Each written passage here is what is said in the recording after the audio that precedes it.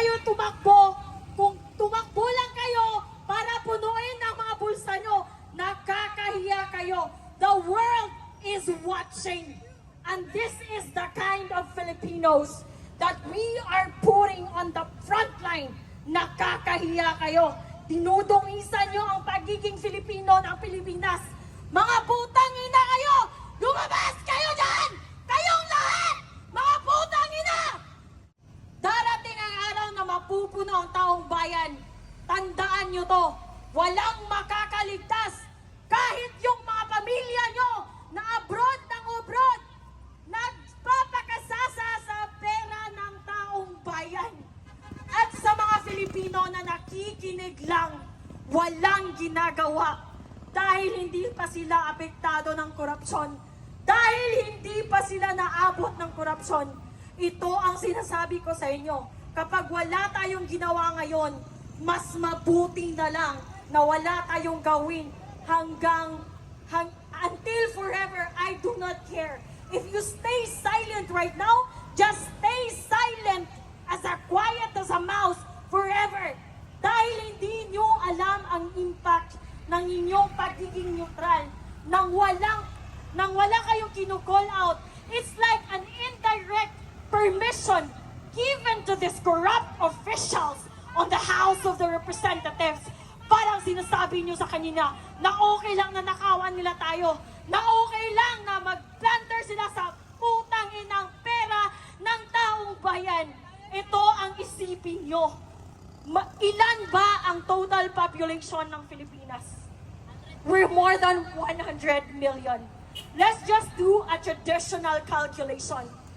Ipagpalagay natin, merong 1 million working class earning minimum wage of 500.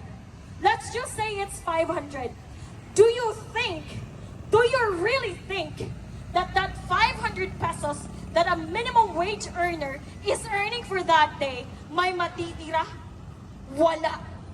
And what is the 12% value-added tax for that 500 pesos that the 1 million traditional assumptive numbers? Ano ang value? It's 60 pesos for the 500 pesos spent for on a daily basis. So ipagpalagay natin 60 pesos and merong 1 million minimum wage earners, that's 60 million pesos of value-added tax na napupunta sa pamahalaan. 60 million pesos. And come to think of it, it's not just value-added tax, it's not just 1 million Filipino minimum age earners. Ang daming tao, putang ina. Try to multiply 60 million pesos on a daily basis times 50 million Filipinos. Ang yaman ng Pilipinas. Pero meron tayong ospital na walang gamot.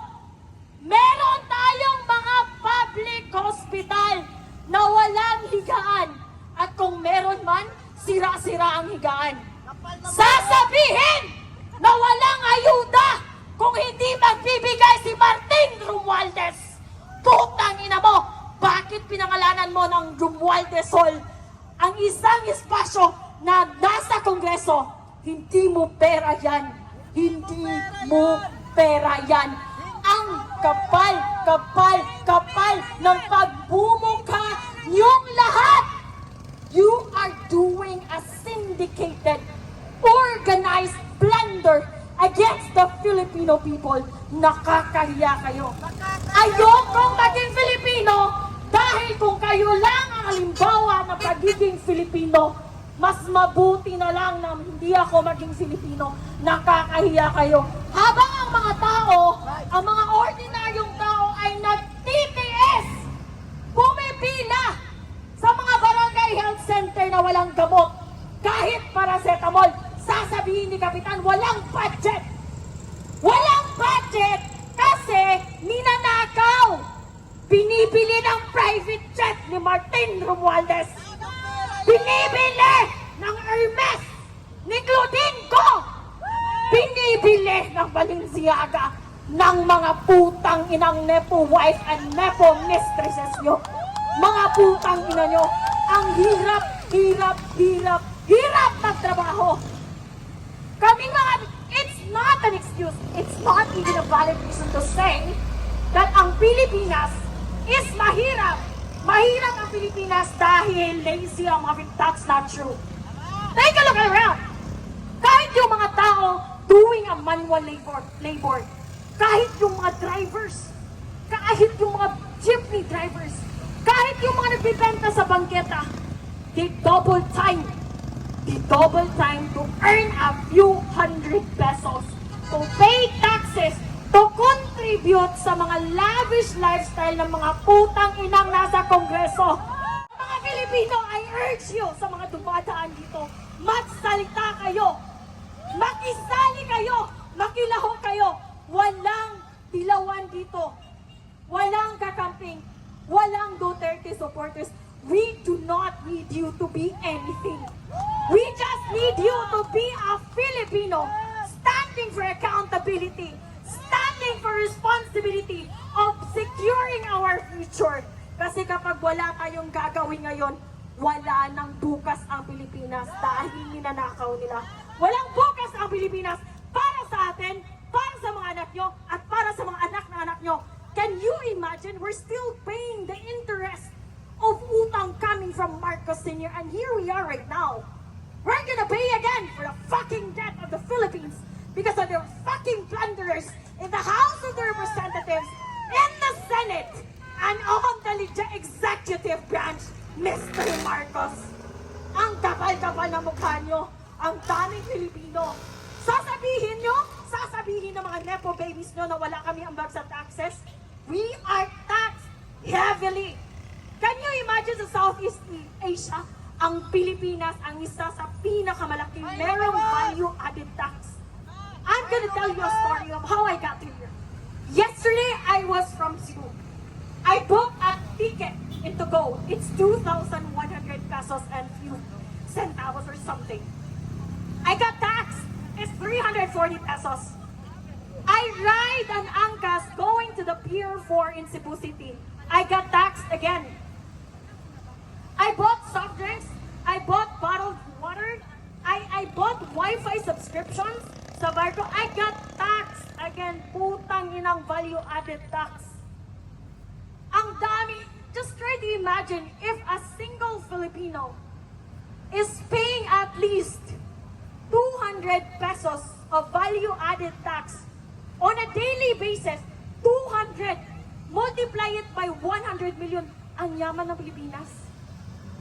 Pero wala tayong pera! Dahil magkakapal ang mukha nyo dyan sa Kongreso! Lumabas kayo! Mga putang ina nyo! Mga magkakapal ang mukha! I do not understand. I cannot wrap my head around the fact paano nyo naiisip, paano nyo hindi naiisip kung gaano kayo ka-immoral, kung gaano kayo ka-demonyo. Nagpapakasasa kayo sa perang hindi inyo. Tumakbo kayo para maglingkod. Just reminding you, sir and ma'am, tumakbo kayo para maglingkod, hindi para magpaglingkuran. And don't start with us honoring, telling you, addressing you as honorable. Kasi between you and the taong bayan, you are the least. You are the least organization with honors. With honors, you don't have any, zero. You don't have in any honors, wala kayong mga moral, wala kayong mga immoral kayo, mga makakapal. I am so frustrated, I am so angry beyond angry. Nakakaputang ina kayong lahat dyan sa House of Representatives. Mga mamatay na sana kayong lahat, tamaan kayo ng kidlat. Super ang pangbababoy at panggago nyo sa mga Filipino. You're treating us like an idiot. Like you don't have access to information. You're treating us as someone as imbecile.